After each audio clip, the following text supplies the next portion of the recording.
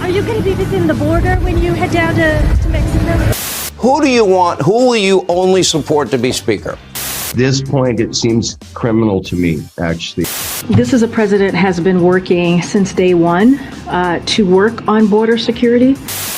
Is Joe Biden finally going to the border? What does Sean Penn think about the unvaccinated? Will Kevin McCarthy take the speaker's role? And was Tesla involved in a murder? All that and more coming up on this episode of Daily Caller Live. My name is Jobob. This is Daily Caller Live. Thanks so much for tuning in. It starts right now. 2, 1. Here we go. That might be the only brown guy on earth named Jobob. That is actually their name, Jobob.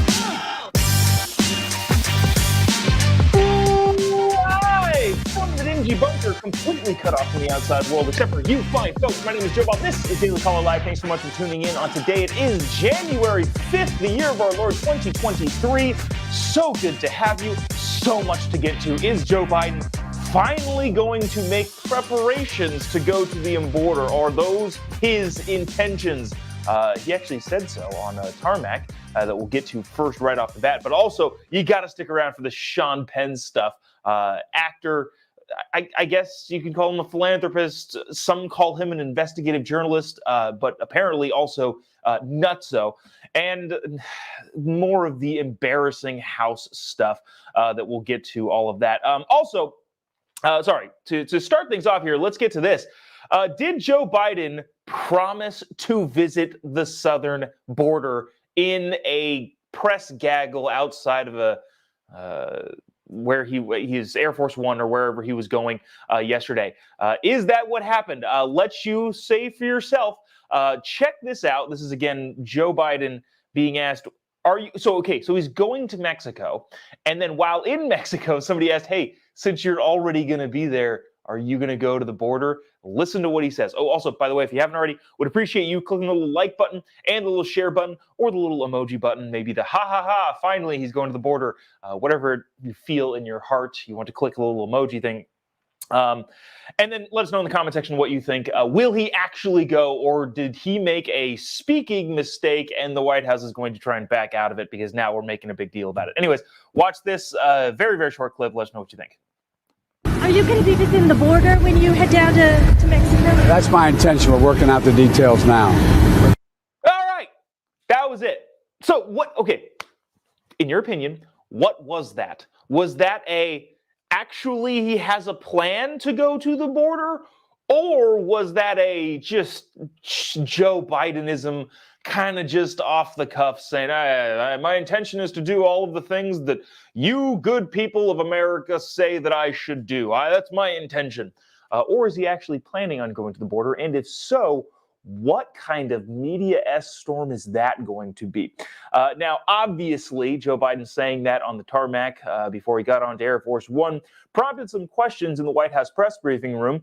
And Peter Doocy asked a question of our favorite KJP, which if you've been sticking around watching the show for the last couple months, my prediction was and has been and is apparently wrong.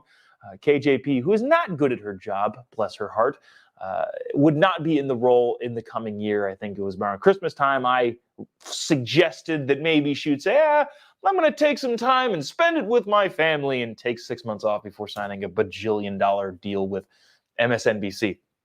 But that's not the case. She is still in the role as the White House press secretary. And in the press briefing room, Peter Doocy hit her on some of the border stuff, which, just to laying it out there, the border is overwhelmed. 2.1 million illegal immigrant encounters. That is not including gotaways, not including a bunch of other statistics that don't get included. 2.1 million, which is the highest ever in the history of keeping track of the border. The border is overrun. We all know this. I don't want to keep beating a dead horse with this. But this is what KJP said when Peter Doocy asked. Check it out. Does anybody around here think that the southern border is secure? What I can tell you is this is a president has been working since day one to work on border security, to make an immigration a priority. That's why he put forth a comprehensive immigration reform plan legislation. And here's the thing. As the president is coming forward and trying to come up with solutions, the difference here is that you have Republicans, as you know, who are doing political stunts. And, and we've called that out over and over and over again. And the president is willing to work with Congress, Republicans, Democrats, Independents, to work on these issues that matter to the American people. But this is an issue that the president has taken very, very seriously since day one of his administration. Okay. I would love to hear in the comment section, do you believe that? Has President Biden been taking the border very seriously since day one of his inauguration?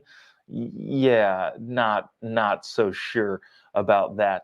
Let's get to some of the comments here, which I think are kind of interesting. Wendy says he has no idea what border he's supposed to go to. That's kind of funny. Let's see. Oh, Judy says, I'll believe it when I see it. That's where I am too. I'm kind of like, yeah, I will believe that you're going to the border when you get to the actual physical border. Because remember, Kamala Harris went to a border city, which was like 15 miles away from the border and didn't go to the border itself. Annette says, he ain't going. Yeah, I think that's probably correct. This is kind of interesting. Karen said, President of the U.S. should visit all states and borders. That might be a lot. I can understand that the president may not. But, in 4 years, yeah, maybe visiting all the states isn't that difficult. And then Bill says, Baloney Joe is phony. I like it. That's wow. Some of the comments, you guys crack me up in the comment section here. Stacy says, do they have ice cream at the border?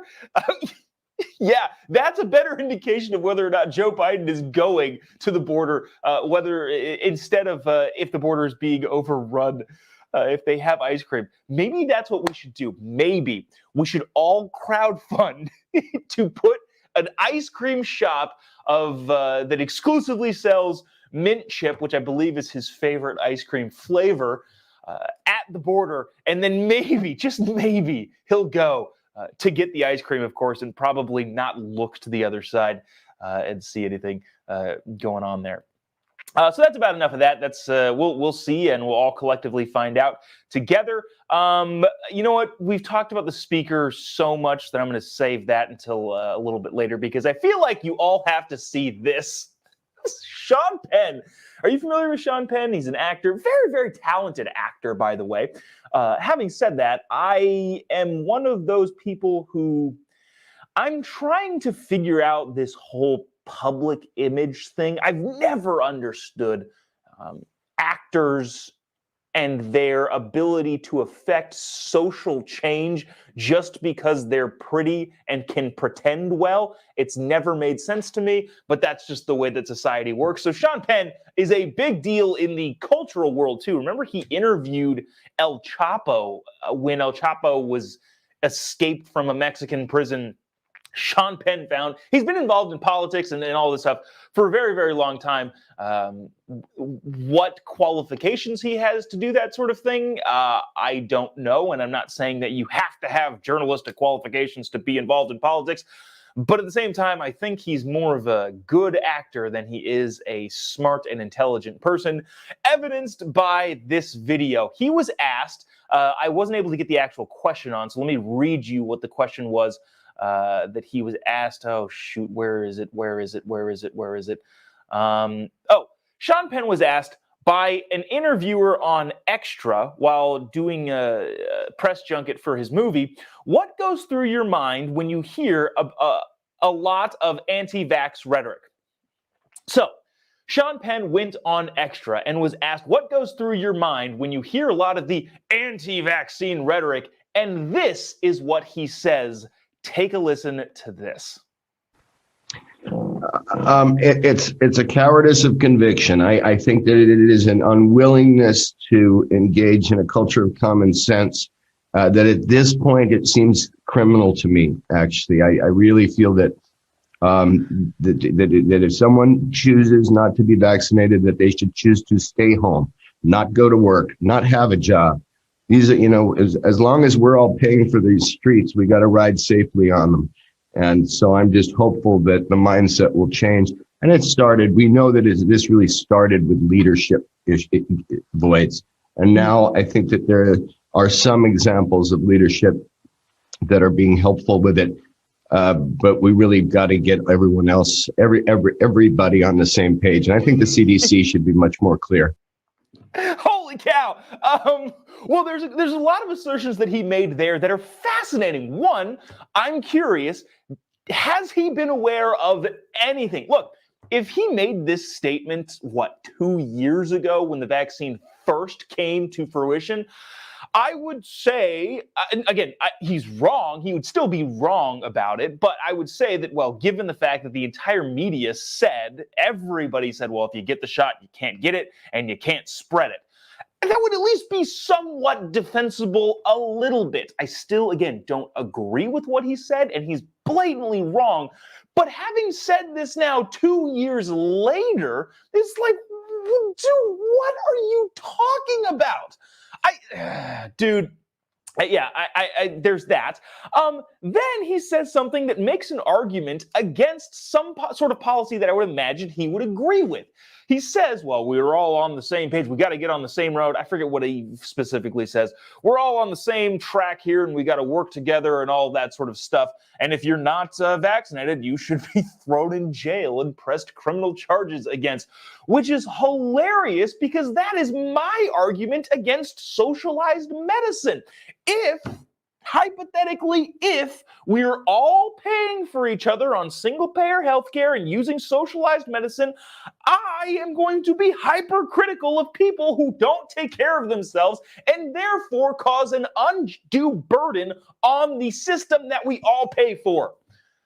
So, Sean, I guess if you want to make that argument, okay, but it has to translate into all of the other super progressive policies that are trying to be instituted by the lefty side of the aisle, especially when it comes to socialized Medicare. So that is another thing in and of itself. I feel like there was one other thing that I heard that I was like, what the heck are you talking about, dude? Saying the CDC needs to take more of a role and be more clear. Maybe I actually don't disagree with that. The CDC is wildly unclear about everything. Wear masks, don't wear masks. But wear masks, wear triple masks, don't wear masks. Masks aren't necessary. Take the shot, don't take the shot. The CDC hasn't made sense in a very long time. So I guess maybe we can find some common ground and say that, yes, Sean Penn, I agree with you. The CDC does need to be more clear. And I would add to that, stop lying to us, because apparently it pollutes the way that you think about the shot and all of that sort of stuff. All right. So it's funny in the comment section here. Sometimes I can't tell if people are commenting to the video, or me. Somebody said, you're an idiot. And I can't tell if they're talking about Sean Penn or me. I don't really care any other way, but it is kind of funny. If you're going to comment that someone is an idiot, if it's me, that's totally fine. Just say, Jobob, you're an idiot. You're a moron. You're wrong about this. I'm more than happy to indulge your criticisms.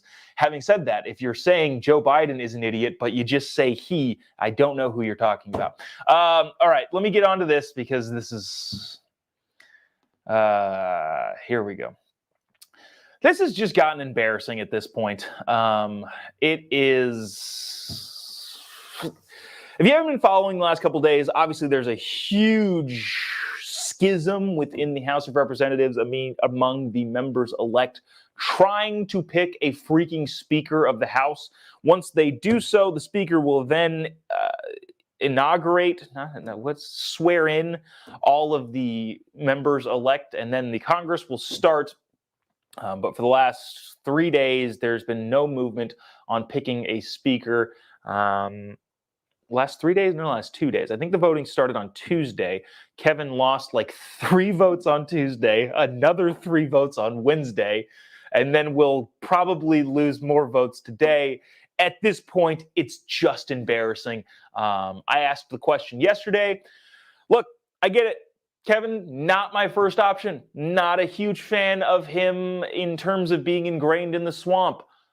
But what is the plan from the holdouts? What is the plan to actually get a speaker involved? Because even though I know you probably don't like the speaker, or if it were Kevin, that I understand the hesitancy towards it. Remember, Republicans can't start any of the congressional hearings that they promised all of us to haul Fauci in front of Congress, to haul a bunch of the CDC people, the Pfizer people, all of these people in front of Congress and testify under oath. They can't do any of that stuff until they get a freaking speaker. So at this point, figure it out, guys, is my sentiment on it. Yesterday, I talked about a Charlie Kirk tweet where that's it. He just basically said, "What's the plan?" And it doesn't appear to be any plan. And it seems like now at this point, a lot of the Chip Roy is, I think, holding out still. He made some actually very eloquent and very good points. There are some other people that are holding out that just seem to be anti-McCarthy, and I want to get attention and possibly to grow my Instagram following. That's why I'm holding out. Somebody also brought up the point yesterday. I was talking to a friend about this. They were also like, okay, so if this was like Paul Ryan or Boehner even, you could make the case of they are very, very across the aisle and put forth a lot of liberal policies that people don't like. I get that. Having said that, Kevin McCarthy was as Trumpy as it gets. Donald Trump also said, hey, you guys should elect Kevin. And so the super, super MAGA holdouts are ignoring the MAGA master. And anyways, this whole thing. Okay, so I wanted to play this. This is a long-ish clip. I think it's about 2 minutes of Lauren Boebert, congresswoman from Colorado, who, remember, barely hung on, but by a thread hung on to her seat. I think it was like 1,000 votes difference in that district in Colorado, which is an interesting political play from her. But nevertheless, she's on Sean Hannity. Sean Hannity's like saying, all right, okay, I get it. I respect you. I get it. But what the heck is the plan? And I thought the exchange was kind of fascinating. Watch this. It's a little bit longish, and we will discuss kind of on the other side. There's also some interesting stuff said about Byron Donalds, because Byron Donalds also got some votes yesterday. And we'll see what happens with that. Anyways, watch this clip. We'll discuss on this side. Also, if you haven't already, there's more of you currently watching than have clicked the little like button in the entirety of this live show. So if you wouldn't mind, click the little like button and the little share button, and let us know in the comment section what you think. I know there's probably going to be a lot of you that are anti-Mr. Kevin. But again, my question is, what the heck are we doing? Let's figure it out. Watch this from Sean Hannity's show last night on Fox. And one of the things that I've been asking people, I'm asking you tonight, who is your final choice for speaker? And if you can't get more than, let's say, 30 votes, will you follow your own advice that you were asking Donald Trump and withdraw? There are certainly names that are being floated around. And hey, maybe I should nominate President Donald J. Trump tomorrow. But Sean, I did watch your show last night. And I want to set the record straight on this motion. We're going to pick Jim Jordan one day, Donald's the other day, Trump the next day? This motion to vacate, because he did not give us this motion to vacate. I'm showing there's a whole consensus of other candidates that could be nominated. I'm trying to understand how you're thinking here. This motion to vacate, Sean, you need to understand that Kevin McCarthy did not give us my hard red line. He fought for it. And this is a century-old, no, he did not.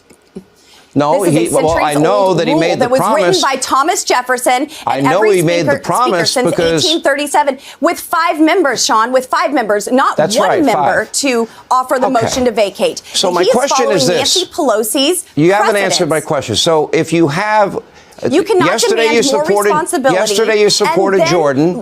Today you're supporting Donald. That's not the way this works. We need a check and a balance on the third in line. Who is your fight? Let's have a final answer. Who do you want to be Speaker of the House? Maybe that's for the conference to decide. We need to come together. Who do you want? I'm asking who you want. What does it look like, life after Kevin? We need to find somebody who can actually unify the Republican Party. I have offered plenty of names. Let some other folks start offering other alternatives. 203 people and you have 20. I respect the 20 of you. I respect all of you. But I'm asking you, based on your own words, you as well. Who is your final? Let's have a final answer. Who do you want? Who will you only support to be Speaker?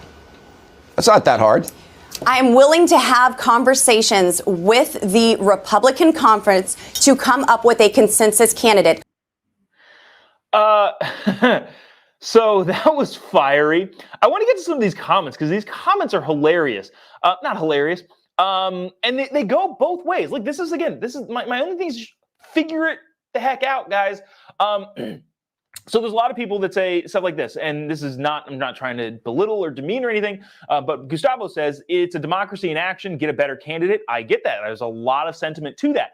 Having said that, remember the Republican conference got together earlier in December and said, hey, this is the guy who we're voting for. 85% of them won 85% of them voted.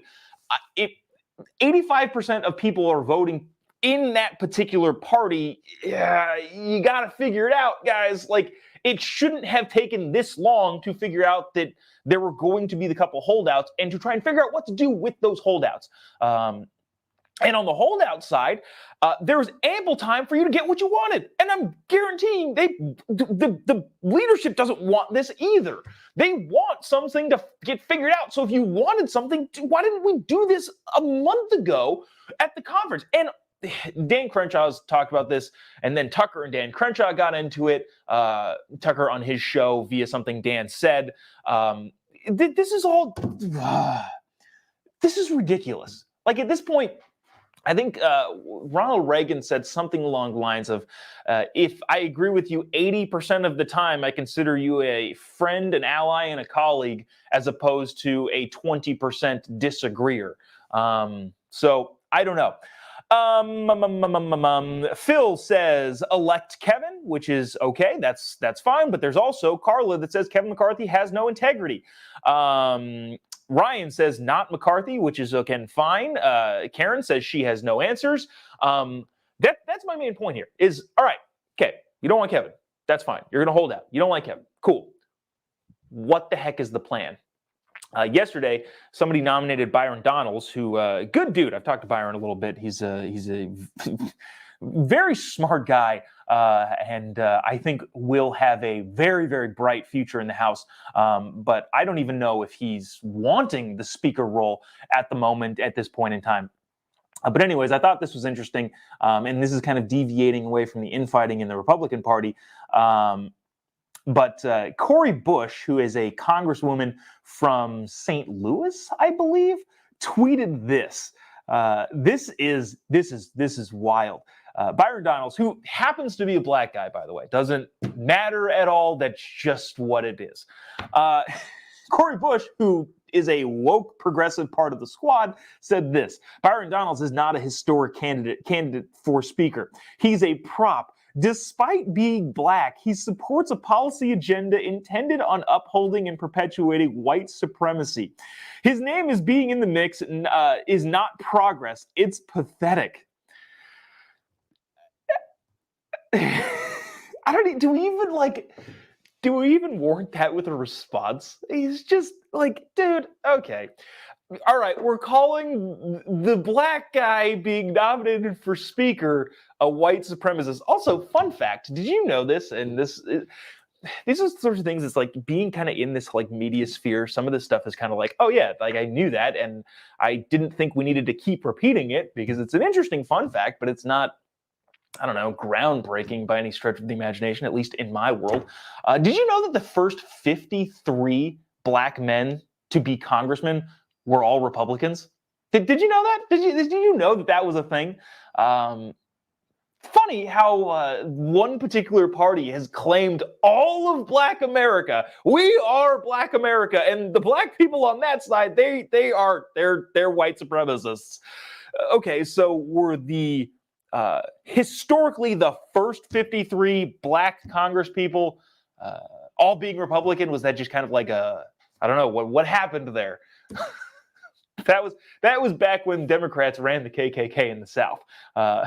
Wow. Anyways, I just thought that was a fascinating tweet from a not so intelligent individual.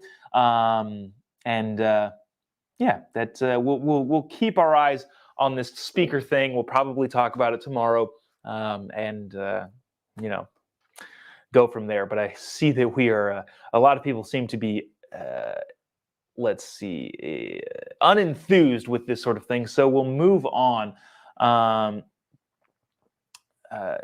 Yes, I'm reading some of these comments, and this is hilarious. Oh, this is okay. So I didn't get an answer for this. If you've been watching for the last 15 minutes, I asked, hey, if you could clarify who you think a moron is, because Sean Penn, we had Sean Penn on here, and he said some moronic things, and then someone said you're a moron, and I'm like, are you talking to Sean Penn, or are you talking to me? They did clarify their statement. They said you, Jobob, are a moron. Okay, cool. Thank you for the clarification, Angela. Appreciate you tuning in. Thanks so much for hate watching this show for whatever reason that you do so. Anyways, lastly, I want to get to this. At the onset of the show, I was thinking about it in my head as the intro was playing. I misspoke and said, is Tesla involved in a murder? No, the company of Tesla, Elon Musk, their shareholders, none of them are involved in a murder. But an interesting test crash involving a Tesla is now involved in a murder. So maybe you've heard about this. This is what I think is fascinating. The layers of stories are always fascinating to me. You hear one thing, then you hear another thing, then you hear the next thing, and you're like, whoa, whoa, whoa, back and forth and back and forth. So let me. I'm going to play this just kind of in the background. You may have seen this headline. I saw the first headline, I think over the weekend. It popped up in my thing. It said Tesla drives off cliff in California, crashes to the bottom. And I thought, whoa, like that's nuts. Was it on autopilot? Like my first question, and all right, we'll get to what I'm thinking in my head after this. My first question was it on autopilot? Which is a reasonable question to ask. Like, was it on autopilot? And are those people dead now because Tesla autopilot screwed up and drove off a cliff? Then the update came and said, no, they're all alive. Whoa, what? This car drove off a 300-foot cliff in California, landed on rocks, tumbled down, and all four of them are alive? I feel like that's somewhat of a testament to Tesla's safety features.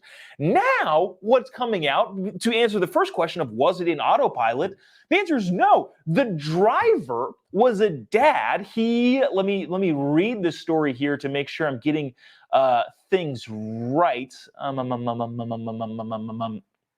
The German pipeline. Wow, why do I still have that in my notes? The driver of the Tesla plunged off the cliff on Highway 1 in Northern California, leaving 2 adults and 2 children inside, injured but alive, in what authorities call a miracle. The guy's name, 41, of Pasadena, is now suspected of attempted murder and child endangerment, the California Highway Patrol said. Patel was placed under arrest Monday night at Stanford Hospital, where he's being treated for injuries suffered in the crash and will be booked in the San Mateo County Jail after being released from the hospital. So another twist and turn to the story. The car crashes. Was it on autopilot? Second, they all live. Wow, miracle. Third, it wasn't on autopilot. The dude probably maybe did it on purpose and failed to kill his entire family. Holy cow, what a story this is. The vehicle's occupants were identified as his wife, his 7-year-old daughter, and his 4-year-old son, which is freaking terrible. Holy cow. Arriving officers and the emergency personnel saw a white Tesla that had gone about 250 to 300 feet down the cliff, according to CHP. Crews rappelled down the car to rescue, heroically, 2 adults and 2 children from inside. They were taken to the hospital because of serious injuries. Wow, that is nuts. Again, there's some kind of like B-roll I gathered from the LA Times, who kind of put some quotes on this. But let's see. So that's wild. This is a wild story. If anything changes, we'll keep you up to date on this. But the guy being charged for murder is a huge curveball that I wasn't expecting to be thrown. All All right. Anyways, let's see. That's probably going to do it for us today. I do. Ryan's so observant. Are you talking about how NATO admitted to blowing up the Nord Stream? Possibly. There's another really, really interesting story about the German government back-channeling their way around U.S. sanctions in order to get the Nord Stream 2 pipeline finished and completed. That I don't know. I don't know if I know enough to talk about it at length yet. So that's what's in my notes currently. Yeah, that maybe we'll talk about that at a later date in the future. Jeremy says, "Thank you, Jobob. Love the show." Hey, Jeremy, I appreciate it. Thanks, dude. Thanks for not calling me a moron. I don't actually care, by the way. I've got pretty thick skin nowadays. So there's that. That should do it for today. If you haven't already, give me a follow on any of your social media accounts. Just type in JOBOB on Instagram, Facebook, YouTube, Twitter, Getter, Truth Social, all of the other ones. Be Real too, if you're if you have a Be Real account. You can find me on all of those social media platforms. Again, just type in JOBOB. You'll be able to find me. If anything happens with the speaker stuff, we will bring it to you tomorrow. I would imagine that is going to be another roller coaster of a day for the Republicans in the House and the House in general. Yeah. We'll see you tomorrow. Same time, same place. Oh, by the way, yeah, the jury duty thing. I was possibly having jury duty today, but didn't end up having it. So that's why we're able to do the show today. See you tomorrow. Same time, same place. Again, if everything goes as planned, see you then. God bless America.